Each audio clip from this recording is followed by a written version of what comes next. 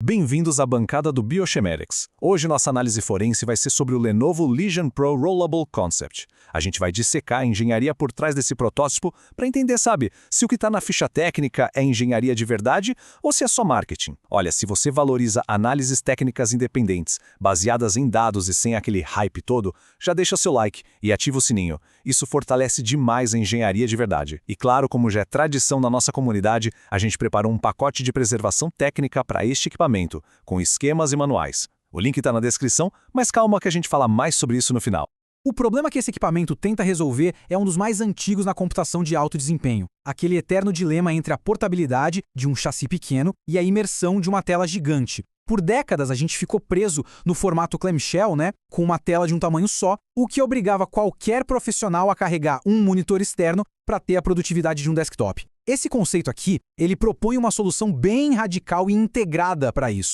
Então, nosso objetivo aqui é bem claro, dissecar a engenharia por trás de tudo isso. A gente vai fundo, desde a ciência dos materiais do painel flexível até a robótica miniaturizada que faz a tela expandir. O que a gente quer entender é a viabilidade técnica desse conceito, que, convenhamos, foi um dos grandes destaques quando apareceu. Será que é um avanço real na arquitetura de portáteis ou é só uma prova de conceito sem muita aplicação prática?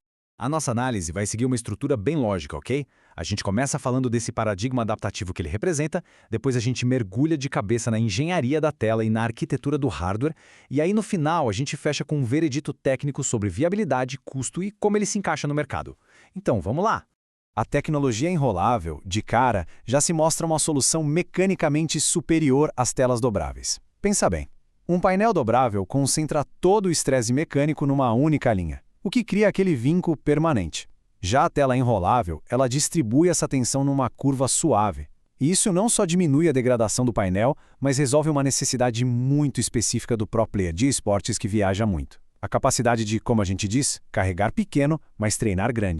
E agora, sim, vamos para o coração técnico do dispositivo, o display enrolável em si. É aqui que mora a inovação mais pesada, uma mistura de química de polímeros, ciência dos materiais e engenharia mecânica de altíssima precisão. A base de tudo é tecnologia POLED. Diferente do OLED tradicional, que usa um substrato de vidro rígido, o POLED usa uma base plástica flexível, tipo a polipoliêmida. Esse polímero avançado tem uma estabilidade térmica e resistência mecânica altíssimas, o que permite que a matriz de pixels se curve sem quebrar. Esse é o pré-requisito número 1 para a durabilidade sob a tensão repetida do mecanismo de rolagem, e sinceramente o principal avanço em ciência dos materiais que torna esse conceito possível. O processo de expansão é totalmente robótico e exige muita precisão. Depois do comando, dois motores duplos, perfeitamente sincronizados, garantem que o painel se expanda de forma uniforme. E essa sincronização é crítica. Qualquer diferença de velocidade entre eles criaria um estresse assimétrico no substrato, podendo causar rasgos microscópicos. Conforme a tela se expande, um sistema de tensão ativa mantém um painel bem esticado para não ter ondulação. E aí, uma estrutura de suporte traseira, tipo uma espinha dorsal articulada, entra em ação para dar rigidez estrutural para a tela quando ela está toda aberta. Agora, o que é realmente interessante aqui é o que esse número significa. 25 mil ciclos projetados. Se a gente traduzir isso para, digamos, 10 ativações por dia, todos os dias, isso dá mais de 6,8 anos de uso. Ou seja, a engenharia do mecanismo foi pensada para ter uma vida útil que supera a obsolescência do próprio hardware interno. Isso é um indicativo muito claro de que o sistema foi pensado para ser durável, e não só um truque de marketing. Cada modo desses oferece uma vantagem tática bem diferente. O modo foco é perfeito para FPS, onde o campo de visão vertical é super importante. O tático expande a visão periférica, ótimo para MOBAs. Já o Arena é imersão total, para simuladores.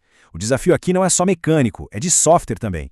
O sistema operacional e os drivers de vídeo têm que gerenciar essa troca de resolução e proporção em tempo real, sem dar nenhuma engasgada. É uma tarefa bem complexa, que exige uma integração muito profunda entre hardware e software para a experiência ser fluida. Uma pausa rápida para um aviso vital. Manter um hardware desse tipo funcionando a longo prazo exige documentação. Para especificações detalhadas e para preservação histórica, a dica é consultar a nossa base de dados em biochematics.com. E se precisar de insumos para manutenção ou peças de reposição com garantia, visite a nossa loja oficial, o link está na descrição, ok? Bom, deixando a mecânica um pouco de lado, vamos analisar agora o silício, o hardware de ponta. Para alimentar um display de resolução variável, com taxas de atualização que podem chegar a 240 Hz, especialmente nos modos expandidos, precisa de uma arquitetura de hardware muito robusta. As especificações, como esperado, são o que há de mais moderno para o horizonte de 2026. O ponto-chave aqui, sem dúvida, é a GPU NVIDIA RTX 5090 com arquitetura Blackwell e seus 24 GB de VRAM GDDR7. E essa VRAM toda não é só para textura em alta resolução, não.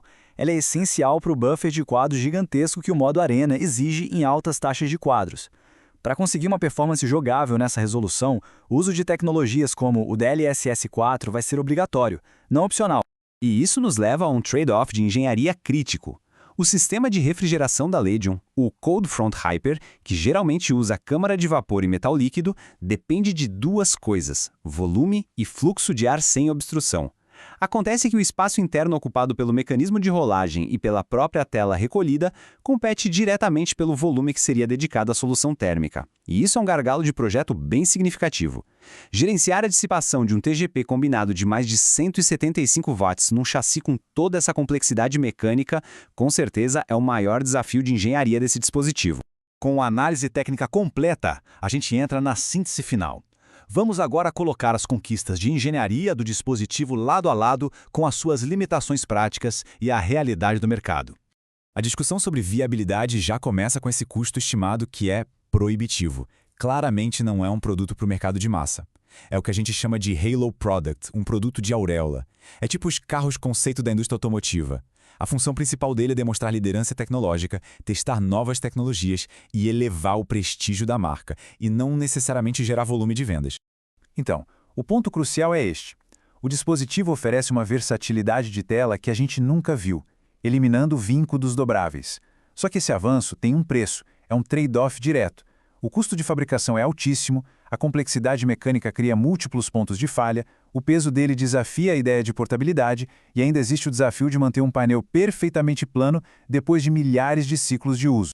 O perfil de usuário ideal para ele, portanto, é um nicho muito específico. E não é só ter grana para comprar, é ter um fluxo de trabalho onde o custo desse equipamento integrado seja menor do que o custo de oportunidade ou a inconveniência de carregar um monitor externo de alto desempenho junto. Para todo o resto do mundo, a relação custo-benefício, por enquanto, é bem desfavorável. Em resumo, o Legion Pro Rollable resolve sim um paradoxo fundamental da computação móvel, mas o futuro comercial dele depende de superar barreiras gigantescas de custo e complexidade de fabricação. Ele estabeleceu um novo padrão do que é possível, mas a pergunta que fica no ar é: a gente está vendo um vislumbre viável do futuro dos portáteis? Ou estamos diante de um beco sem saída da engenharia? Fascinante, mas impraticável em larga escala? A engenharia é e sempre será uma ciência colaborativa. Por isso, a gente quer saber qual a sua experiência real com plataformas de hardware complexas. Deixe seu relato técnico aí nos comentários. Ah, e como prometido lá no início, o pacote de preservação técnica para esse tipo de equipamento, com todos os esquemas e manuais, está disponível no link da descrição. Muito obrigado por acompanhar mais essa análise aqui na bancada do Bioschematics.